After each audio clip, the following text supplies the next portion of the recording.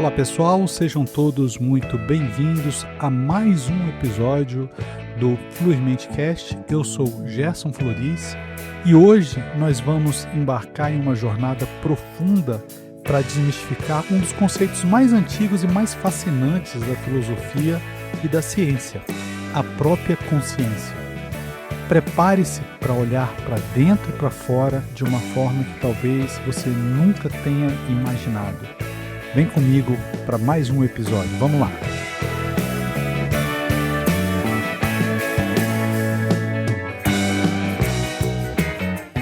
Como eu sempre gosto de fazer, eu quero começar o nosso episódio fazendo uma pergunta para todos vocês. Vocês já pararam para pensar no que é a consciência? Essa é uma pergunta que a humanidade já se faz há milênios. E a filosofia budista nos dá um ponto de partida intrigante para responder essa pergunta. Eles falam dos 4 invisíveis: a água para o peixe, o ar para o pássaro, a mente para a humanidade e a iluminação para o ignorante. Vocês conseguem perceber? Nós não conseguimos conhecer nosso próprio elemento. O peixe, por exemplo, ele não sabe o que é a água até sair da água. O pássaro não compreende o ar até que algo o impeça de voar. E nós não conhecemos a inconsciência, só sabemos quando estivemos inconscientes. Sabemos que somos conscientes e ainda assim, poucos de nós realmente sabemos o que é essa consciência. Ela é o pano de fundo de tudo, de simplesmente tudo que existe. O Alan Watts, eu não sei se vocês conhecem ele, Alan Watts foi um filósofo e escritor e orador também britânico, reconhecido por seu papel fundamental em introduzir e popularizar filosofias orientais, por exemplo, como o budismo zen e o taoísmo, no Ocidente durante o século XX, o século passado. Alan Watts tem uma maneira de falar impressionante. Ele consegue traduzir toda a complexidade, eu vou colocar assim, da filosofia oriental para termos mais palatáveis para nós ocidentais. Pois bem, de uma maneira inigualável, o Alan Watts consegue nos falar sobre a consciência através de uma história que envolve um inglês e um hindu. E eu vou pedir que você imagine essas duas personagens sentadas em um jardim amplo, lindo, com muito verde e muitas flores. E a história começa com o hindu fazendo uma pergunta ao inglês: contra que fundo você vê aquelas flores? O inglês, achando que a resposta era óbvia, responde ao hindu: contra o fundo da cerca, obviamente. O hindu persiste e pergunta: e contra que fundo você vê a cerca? Ora, contra o fundo das colinas, responde o inglês. E as colinas? Pergunta novamente o hindu. Contra o fundo do céu. O hindu então faz a pergunta final: e contra que fundo você vê o céu? Depois dessa pergunta, o inglês, de repente, fica em silêncio. Ele não tem resposta. O hindu então conclui: esse fundo final, o fundo que permite que todo o resto seja percebido e que ele mesmo não pode ser percebido, é o fundo da consciência. E é aqui que a gente alcança um limite. Nós podemos ficar debatendo infinitamente se a consciência e a realidade são a mesma coisa. Se existe algo como inconsciência pura, se a consciência é eterna. Mas a gente sabe que ficar debatendo dessa forma não vai nos levar a canto nenhum. A chave para simplificar e, paradoxalmente, aprofundar nossa compreensão é pensar em tudo, seja espiritual ou físico, em termos de padrões de energia. A natureza, em sua essência, é um emaranhado de padrões de energia, por exemplo. Um padrão não é uma coisa estática, é um verbo, é um processo, uma atividade. A consciência é um tipo de padrão de energia, assim como as flores são, os seres humanos, as estrelas, as árvores, a água, o ar e até mesmo o espaço. O universo, nesse sentido, é um campo de energia e a consciência também é um campo. E dessa forma a gente pode pensar no mundo como sendo um campo caracterizado por padrões de energia. E a consciência ela deve ser tratada da mesma forma como padrões de energia. Uma característica fascinante que eu acho de todas as energias, de todos os padrões de energia, é que nós podemos pensá-las em termos de espectros. Assim como existe o espectro visível da luz, que vai do vermelho ao violeta, e um vasto espectro invisível que começa do infravermelho e do ultravioleta, ou seja, esse espectro ele vai além daquilo que a gente consegue ver. Da mesma forma, há também um espectro de som e, concebivelmente, espectros de formas e emoções. E dessa forma a gente pode ir fazendo algumas associações. Por exemplo, vamos tentar fazer uma associação entre o amor e o espectro de luz. Então, eu vou pedir para vocês que vocês imaginem um espectro do amor, que vai do desejo, lá da libido freudiana, em uma extremidade, na extremidade vermelha, até o amor divino ou da caridade divina, que vai na outra extremidade, que é a extremidade violeta. No meio, nós teríamos amizade, carinho, por exemplo. Cada emoção, na verdade, poderia ser pensada como tendo o seu próprio espectro. O mundo, então, é uma espécie de interligação desses espectros, e a melhor analogia para isso é o tecer. Tecer de tecelagem mesmo. E antes da gente seguir, se você não sabe o que é tecelagem, o que é um tear, eu vou pedir para você dar pausa aqui no áudio e ir lá no Google, colocar lá uma pesquisa para você entender o que é tecelagem. Coloca uma pesquisa por imagens para você ver um tear e ter uma ideia ali do que é o trabalho da tecelagem, o que é o tecer, tá certo? Então, não sabe? Pausa aqui nesse momento. Para quem sabe, vamos seguir em frente, ou se você acabou indo lá fazer a pesquisa, vamos seguir em frente. Então, na tecelagem, nós temos dois grupos de fios que se cruzam, o urdume e a trama. Se você puxar um deles, não há padrão, não há tecido, tudo se desfaz. Nós precisamos de ambos para que haja qualquer padrão. Eles juntos constituem o tecido. Pois bem, vamos aplicar essa mesma ideia a uma outra situação. Qual é a relação entre o piano e a música que você toca nele, ou que o artista toca nele? Você pode tocar praticamente qualquer coisa no piano, e a estrutura do piano não faz diferença, mas sem ele, você não poderia tocar. Da mesma forma, nunca vimos alguém pensando sem um cérebro. A relação é como um urdume e a trama, interligados, criando algo novo e complexo. Dissociados um do outro, de alguma forma, o tecido não existe. Não vai existir a música, não vai existir o pensamento, levando em conta os exemplos que nós demos aqui.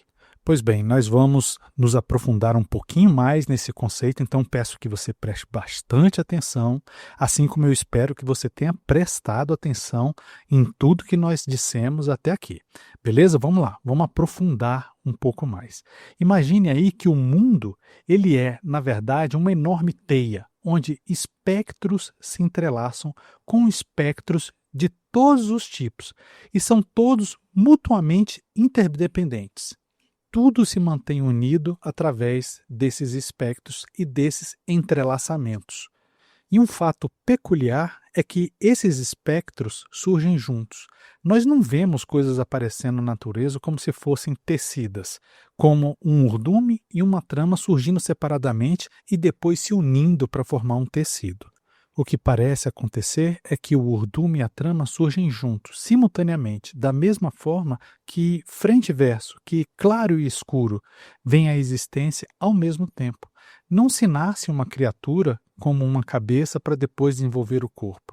Até mesmo um espermatozoide tem cabeça e cauda. E é exatamente aqui, nesse ponto, em que entramos no espectro da consciência e suas muitas transformações.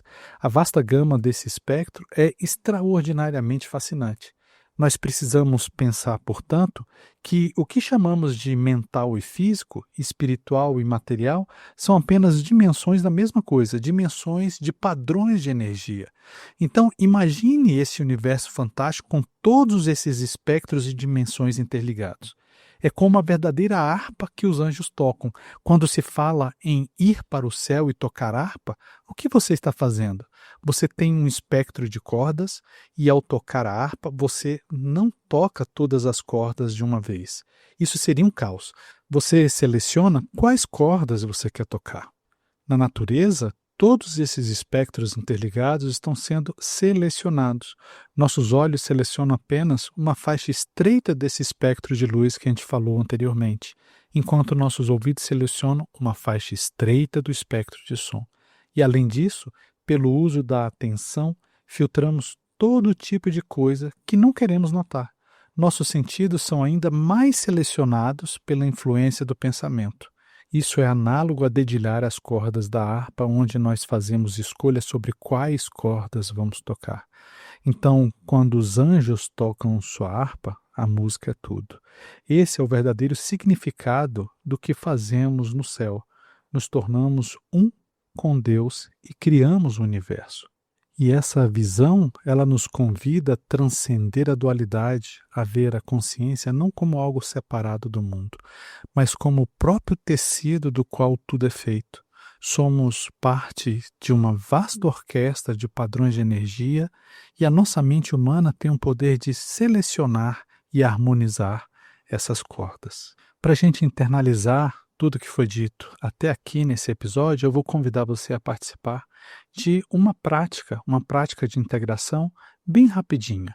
Então, de antemão, vou pedir para que você ache aí um local confortável em que você possa ficar sentado, que você, se você desejar, feche seus olhos de forma suave, tranquila e escute o que eu vou passar aqui para vocês e pratique, faça, aquilo que vai ser dito aqui para vocês, tá certo? Vamos lá. Vou pedir para que você comece notando os sons que estão ao seu redor.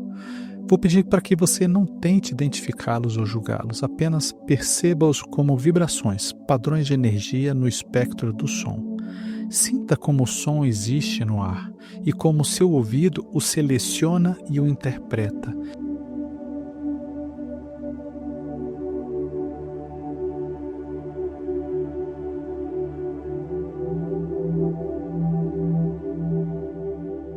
Agora eu vou pedir para que você leve a sua atenção para as sensações do seu corpo.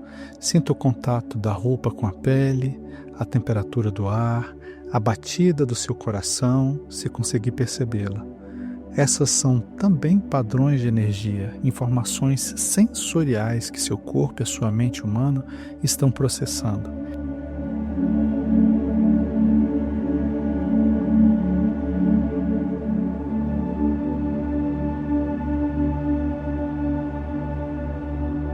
Agora perceba os seus pensamentos. Eles surgem e desaparecem. São como ondas nesse vasto oceano da consciência. Não se prenda a nenhum deles. Apenas observe-os como padrões de energias mentais, surgindo e se dissolvendo no campo da sua consciência.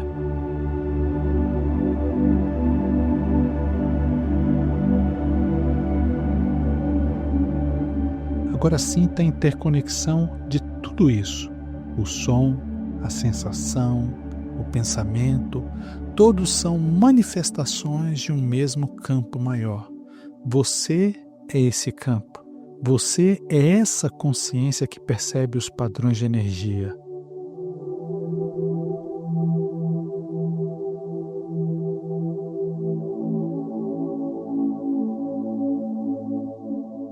Ao longo da semana, tente levar essa perspectiva para o seu dia a dia, ao olhar para uma árvore, um rosto, uma nuvem. Pergunte-se, que padrão de energia é esse? Perceba a teia invisível que conecta tudo e lembre-se, sua consciência não é algo que você tem, mas é algo que você é.